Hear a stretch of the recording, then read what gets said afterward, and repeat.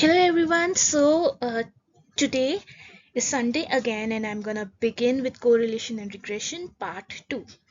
So far what we have done was that we defined that how an algorithm is formed, how an input in an algorithm gives an output, and hypothesis is defined where input price of land and input of land and output cost is determined.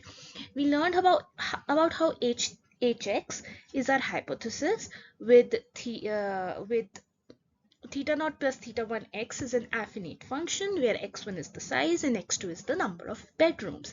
So with x1 and x2 two variables, our hypothesis becomes theta naught plus theta 1 x1 plus theta 2 x2. So this was simply derived from our linear regression y is equals to a plus bx, which we have discussed in our previous class. Now when we have to define this hypothesis in a notational form, then we put a sign of summation, which is j is equals to qj xj, where x naught is equals to 1, which is a dummy feature. So our column vector for theta would be theta 0, theta 1, theta 2, and for our x would be x1, x2, so on up to xn, where theta is our parameter, and parameter that allows us to have a good prediction. Now m was our number of training examples and number of rows would be each house.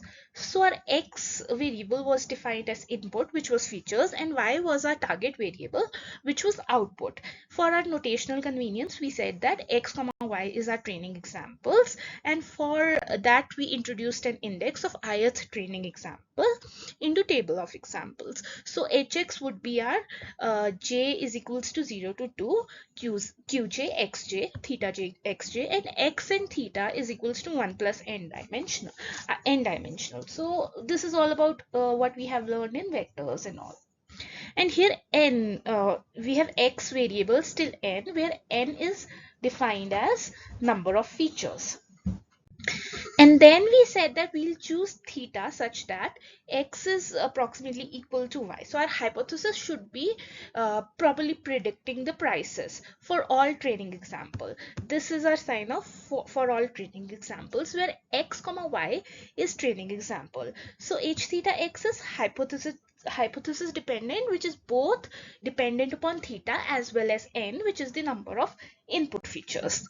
So h theta is equals to hx is like notational convenience. You can write it as h theta or hx. So we wanted to minimize our h theta x minus y ka whole square.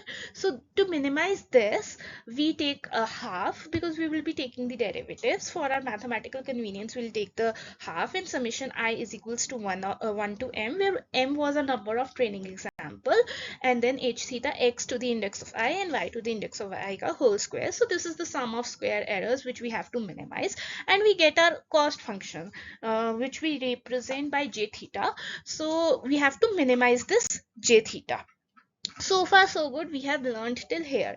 Now we understood that by gradient Gaussian method, the background of this was the Gaussian method, and the algorithm that we will use would be gradient descendant.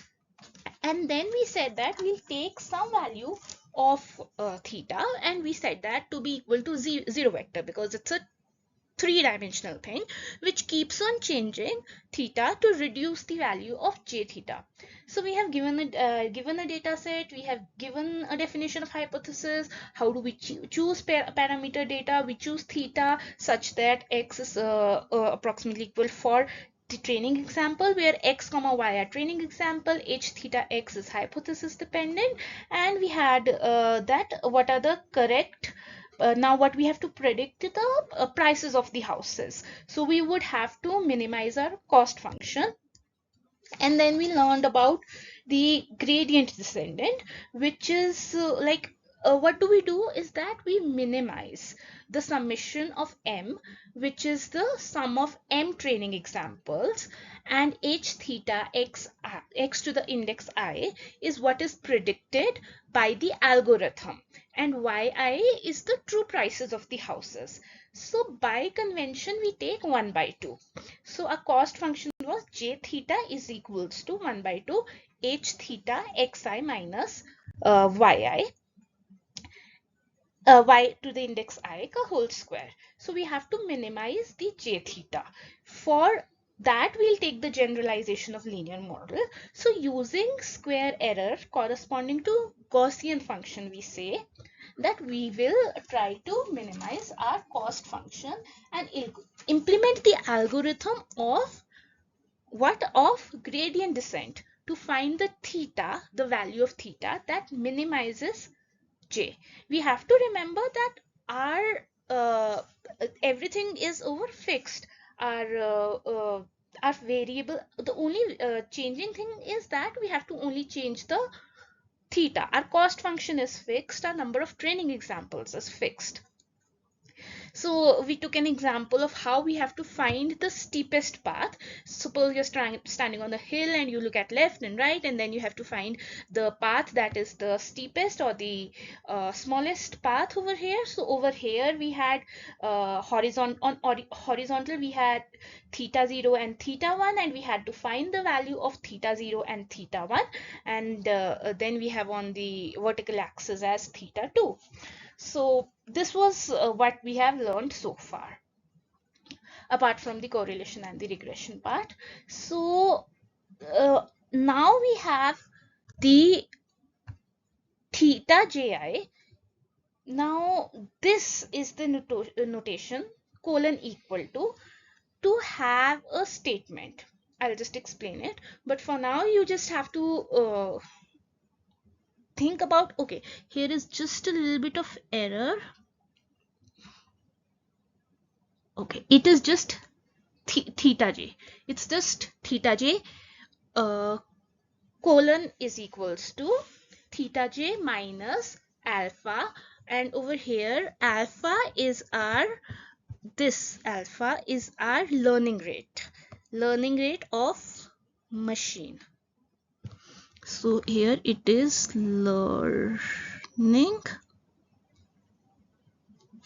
rate, and we have to take the partial derivatives of our cost function j theta. Our cost function is fixed, our training set is fixed, only we have to modify is theta, and we start by taking the value of theta as 0 vector, and we have to keep changing theta to solve j theta. Now theta j is semicolon equal to theta j minus alpha partial derivative of theta j with respect to cost function. And I would like you to remember that this equation is equation number 1. Okay, so this is something you have to remember. Now taking the partial derivative of cost function, which would be equal to partial derivative of 1 by 2 h theta x minus y ka whole square. We have to minimize the error. So this was our cost function. So now I'll explain to you what is this colon equal to. So this colon equal to is known as assignment. Okay, now when I say assignment, what do I mean by that? Is that value on the right is assigned to value on the left. Suppose I have got A assignment is equals to A plus 1. Okay, or I have said A assignment is equals to B. Now if A assignment is equals to B, then this is a statement of fact. Yes, that whenever a value of A is assigned which is equals to B is true. Now when I say that A is assigned to A plus 1, then I would never say that, because this is not true. Okay, so this is the assignment thing that we have used. So how do we define how do we define QJ? We say that QJ has an assignment value, and that assignment value is QJ minus alpha, which is our learning rate. Learning rate of what? Learning rate of machines. And we have a partial derivative of what? J theta. And what is J theta? J theta is our cost function. And this is the sign for all. For all, j is equals to 1 to 0 to n was our number of features, and we have this equation derived. We have this equation that theta j is assigned theta j minus alpha, partial derivative of the cost function, and we have to minimize this cost function. For now, we'll be ignoring summation and just focus on how would we do the derivation to minimize. Okay, so now let us understand that how the derivative calculation is done of theta j with respect to j theta, which is the cost function. Now, for a simplistic example, we would not take the summation. We would take only one number of training example, single number of training example. So when we do the partial derivative, of course, our this 2 would come forward and this would cancel out, and then we would do the derivative of this function. So by the chain rule of derivation, we'll derive it like 2 1 by 2 h theta x minus y, where 2 and 2 would get cancelled. Then we would have h theta x minus y into derivative with respect to theta j, where h theta x minus y would be there. So we would expand it, and then we will get this theta 0 x0 x1 x1 x1 x2 x theta to x2, so on up to theta and xn minus y. So we will only take this value because we are going to have this value would be 0, this value would be x, and we would only have the derivative of corresponding to the value of j, because we are taking with respect to theta j, so we will have a value of xj only. So our derivative would be partial derivative of cost function with respect to theta j would be h theta x into xj. So by our notation, we have that h theta x can be written as h theta x minus y into xj, and then we would have the derivation as h theta x minus y into xj. So far we said that the partial derivative of all items, all the terms would be 0 except the term corresponding to xj. So initially, if you remember, we had that assignment, right? The theta j assigned value was theta j minus alpha, derivative of theta j with respect to j theta. So this value is what we calculated. This is the value that we calculated for one training example, and we had a partial derivative of it. So now this would be, by plugging in the value, we would get, जब हम इसमें इसकी value डालेंगे, ठीक है, तो हम theta j minus alpha. Now this value जो हमारे पास आई है, वो क्या value आई है? h theta x minus y into xj. So this is the value that we have found after the partial derivative. Now what was alpha? Alpha was the learning rate, and this learning rate was for one training example. But how many but actually in reality we have how many training example? m number of training examples. Now because we have n number of training examples, so what would we do?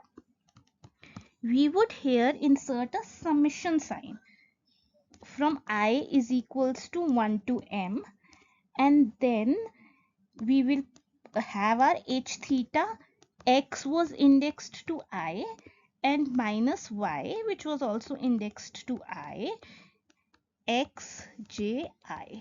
Now, what also we need to remember, what was y? Y was our target variable, the prices, and xi was our ith number of training examples. And then we also define this value. How is this value defined? Theta j, the partial derivative of theta j with respect to j theta is defined using all training examples. And this over here, j, this j is, we have to repeat it, the training example in the gradient descent is defined, and now we have to repeat it until convergence for all j is equals to 0, 1, 2, so on up to n, where n was what? A number of features. And how many features did we have? We had two features. First feature was our size, and the second feature was our number of rooms. So with this back, now from a previous understanding where we learned about assignment, we have the theta j assigned as theta j minus alpha h theta x minus y into xj, where alpha was represented by our learning rate. So the theta j assignment would be now we have how many? We have m number of training examples. So our theta j assignment would be equal to I is equals to 1 to m h theta x to the index of I minus y to the index of I x j to the index of I for all values of j is equals to 0, 1, 2, 3, so on up to n, where n was our number of features, where we had two features, size and number of rooms. And for alpha we would repeat this by trial and error method. Okay. Now, the earlier visualization that we had was of a top hill. Now, after including the derivative function, then we have to find a value of theta. And if we plot this j theta now, then our the plotted three-dimensional figure would be something of this sort, the cost function.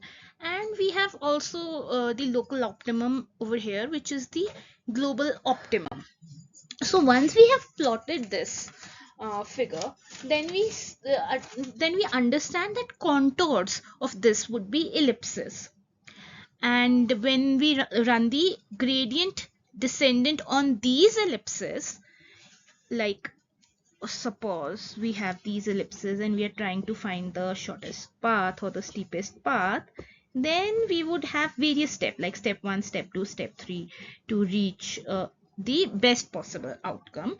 So descendant of steepest descendant is always 90 degree, like it's always orthogonal, and we have to get one optimal minimum, right? So to one global optimum minimum, so we have to find the various values of j theta. Now if the values of j theta are increasing, then we'll get that our learning rate is increasing. So what would we do? That we would put some open values like o1, o4, o8, o10 exponentially to j theta, and then find the best solution. Now one more way to plot this for M49, that is learning example, is like a scatter plot. Okay, not really a scatter plot, but kind of a scatter plot only. And when we have prices on the one side, and then we'll start with our zero vector, that is 0. For that our variable would be 0, price would be 0, and our input variable would be also 0. And then we would slowly plot various values of theta to find the best line of fit. So this is what we are going, like what we are doing. So as you run gradient descendant, you're changing the parameter theta, and the values of theta changes so on until and unless you find the best fit. So how would we have assigned the values, and now for x, for alpha, by trial and error we put various values like o1, o2, o3, different values, and whatever the value of x is, when the y is 0 for all theta 0, then we start by to plot our best line fit by a horizontal, uh, the horizontal line. So this we have to repeat. And how would we repeat this? For j is equals to 1 to m, then we will get theta j assigned as theta j minus alpha h theta x to the index of I minus y to the index of y into xj I index.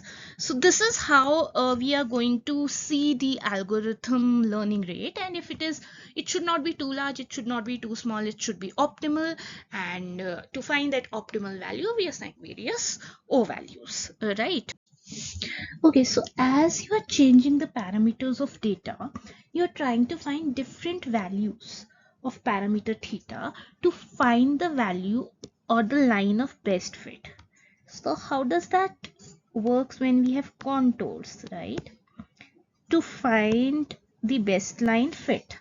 Now, suppose we take a variable for one house, and then we are able to determine or predict for one house, and then we take another house, and then we are able to predict for another house, then we are able to take third house, and then we are able to predict for third house, and so on. So our parameters keeps on improving. So normally we do not use the gradient descent only. There are other types of gradient descent like batch gradient descent or the stochastic gradient descent. So these are the kinds of gradient descent that are used to find the global minimum. And then we'll just quickly learn about the normal equations, which we have studied in econometrics as well.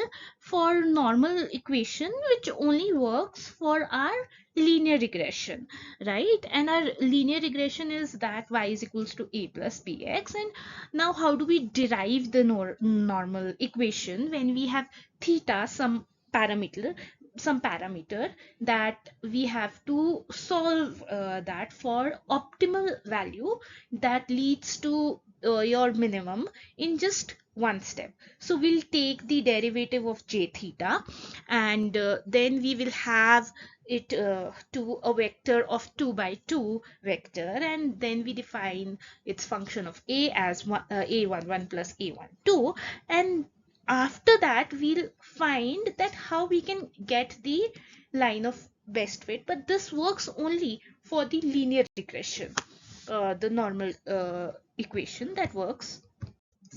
For now, what does that mean is like we have j theta, okay, and this triangle, inverted triangle theta, is derivative of j theta.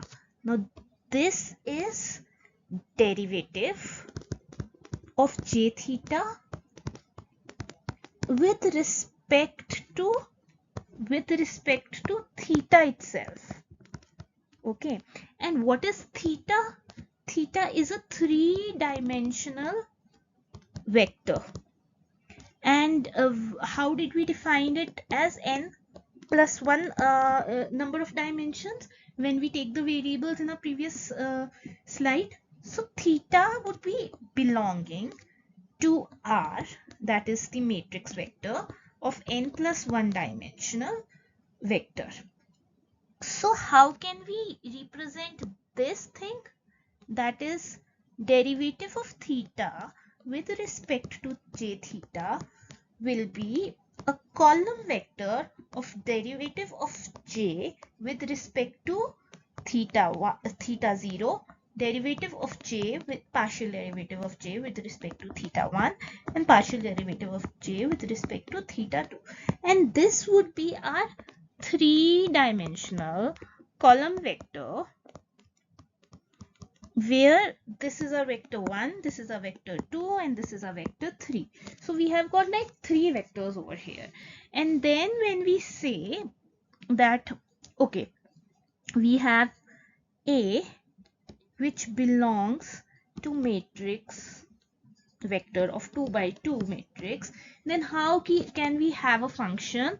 Then we have this A is equals to A11, A12, A21, A22. For example, if we say that A is a function of real numbers, okay, and f of A is defined as A11 plus A12, this is written in our notes, A squared, then we will have f as 5, 6, 7, 8, and then we will have this as 5 plus 6 square, which is equals to 41. So this is a little bit of understanding of our vector space that we have learned so far. Now next is, now we take f of A as A11 plus A12 squared, that we have understood, right? Now if we take the derivative of A with respect to f of A, right? So here it is missing. I'll just write it down over here for better understanding, that we take derivative of A with respect to function of A, then we will have derivative of individual elements as derivative of f with A11, A12, A21, A22, and derivative of A with respect to function of A would be defined as like 1 0 0 1 0 A12 and 0. So how do we get this? We get this with, this is with respect to this definition of f of A, which is A of 1 1 plus A of 1 2, and this derivative of vector with respect to A would get this assigned values as 1 0 to A1 and 0. For now we have literally we have assumed it to be 0 vector. So derivative of theta, that is of j theta, derivative of theta with respect to j theta as a cost function would be now 0 vector. So once we have taken it the vector parameter to be 0 vector, where j theta is our cost function, and we set it to 0 vector, then we derive it to get a, now we what did we did in our last slide was we said that derivative of theta with respect to j theta, and we set it equal to 0 vector, and then we have to solve this for the value of sorry, this is like 0 vector, and we have to solve this for the value of theta. Solve for theta. Now the value of theta maps for a vector for real numbers. Now how can we have an easy way to compute the derivative of j theta? Now we will say that if A is a square matrix and of order n by n, so number of rows would be equals to number of columns, so we would denote A is equals to square matrix of n by n, and then we'll say that transpose of A, sorry, trace of A, not transpose of A, my bad. So what is this? Trace of A is equals to summation AII. So trace of A is what? If we have a matrix, a square matrix, and then we have to compute the sum of diagonals like A11, A22, A33. So the sum of A11, A22, A33, so on up to ANN is denoted as trace of A. This is trace of A, which is sum of diagonals. Now the sum of diagonal entries is the trace of A. So we have some properties of it. Now in these properties we have trace of A. You can skip if you know the properties of trace of A is equals to trace of A transpose. Okay, similar to vector properties and the properties that we do, and we can simply prove it. And then we say that if we have a defined function a which is equals to trace of ab, then we can say that derivative of a for function a would be equals to b transport. Then we also learned about the cyclic properties in our graduation. So we will say that trace of ABC is equals to trace of CAB. This is by a cyclic permutation property. For what would be trace of AB would be trace of BA. And then if we want to have the derivative of A with respect to derivative of A for trace of derivative of A for trace of A transpose A into A transpose into C, this would be equal to CA plus C transpose A. So how we have we have the derivative of x square is equals to 2x, or when we have a derivative of x square y which is equals to 2xy. So this is the background of it. Now we have j theta and we have to define this j theta in matrix notation. So next would be the matrix notation of j theta. J theta is our cost function, and we have hypothesized our j theta in a previous lecture as well. So referring to that j theta, we will have next as okay, as we said that matrix notation of j theta, we can so we will notate it as j theta is equals to 1 by 2, where we take summation of I is equals to 1 to m, where m is our experiment number of experiments, when hxi is index of x and y is the price or the target value variable to the index of I ka whole square. So we have this matrix vector notation j theta. Now we can take this derivative with respect to theta and set derivative to 0 and solve for theta. Now once we have defined it, then we'll have our x as matrix, so it would be x1 x2 x3 so on up to ka whole ka transpose so on up to m. Then we will have to define the x theta. So the x we have defined in previous, theta would be our column vector of theta 0 theta 1 theta 2. Then we will have our x theta as x1 transpose into theta x2 transpose into theta. By the properties and by the hypothesis that we derived, we can take that hypothesis value of into like we would plug in x1 t theta as h theta xn so on up to xm by the derivation, and we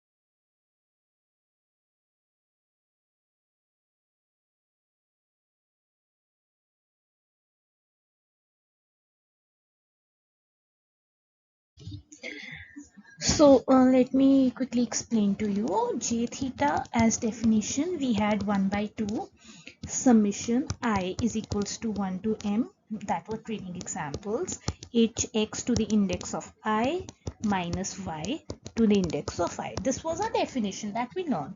Then we say that we will introduce a matrix X. This can also be called as design matrix, such that x of I, x of 1 transpose and x of 2 transpose, so on up to x of m training examples, so x of m transpose. Now we say that xmt, this is our column vector, and this is also the column vector that we considered. And now we have our theta, that is a column matrix, as theta 0, theta 1, theta 2. So we will take it as now x of theta. So x of theta would be this x, like this x into theta, right? So x of theta will be equal to x1 transpose into theta, x2 transpose into theta, so on, which will be equals to h of xi, so on up to h of xm. Why do I say this? Why I can say that this is equals to this? Because this is vector of prediction of algorithm. That is what we are doing. We are getting our hypothesis vector prediction from the algorithm. And now we have also defined over here as y, that is a vector of y1 so on up to ym, which is labeled as training column vector. So we say that this j theta की value जो है, j theta is equal to half of summation I is equals to 1 to m hxi minus yi. Now this can be written as j theta, which is equals to 1 by 2 x theta minus y transpose into x theta minus y. Now from the transpose properties of transpose in vector, I'll just quickly outline the proof of it, that when we have this x theta, like x theta y, which is x theta over here and y is over here, so x theta minus y, this we consider as one vector. Okay, so when we have x transpose x, we say it is summation I x transpose or z transpose. So we can take z transpose z or x transpose. So transpose into a vector into the transpose of vector is the square of sum of vectors. So that is what I'm trying to explain to you here, that this is how we get our sum of transpose. And this property I'm talking about, like a vector z into the transpose of that vector is equals to z square. So if we take it to I values, then it would be sum of I squares, because there are m training examples. Now we have to take the derivative of this j theta, so that the cost function is minimized. So to minimize this cost function, we take the from the properties of traces and matrix, we have to, now this would be square term, and then we have to say that transpose into the matrix is transpose when we take this transpose inside. So x theta minus y would be theta from the properties, theta transpose x transpose minus y transpose, and then we would open this, like we open ax minus b into ax minus b, so it's a square minus x square minus axb minus bax minus b square. So how we expand the quadratic function? We expand this similar to our quadratic function. It's not like, it's by repetition that you learn that this is the expansion of this. So it would be 1 by 2 x transpose in x theta plus x transpose x theta minus x transpose y minus x transpose y. Now this value x transpose of x theta minus x transpose of y has to be set equivalent to 0 vector. Now this we have done by using matrix derivation. So we get x transpose x theta is equals to, ना 0 vector है ना, तो all the values would be 0 0 0. So this will be equal to, ये वाली चीज जो है x transpose y इधर चली जाएगी, तो xt into x theta will be equal to x transpose y. Now we have to get the value of theta. So when we take this to the right hand side, we get xt x transpose into x inverse multiplied by x transpose y. So when we implement this, we get the global minimum. What is x is not invertible, it's a reductant feature and are linearly dependent upon the pseudo inverse. So this is all for today. Thank you so much for watching the video. Please like and comment your queries. Till then, have a good day. Bye bye.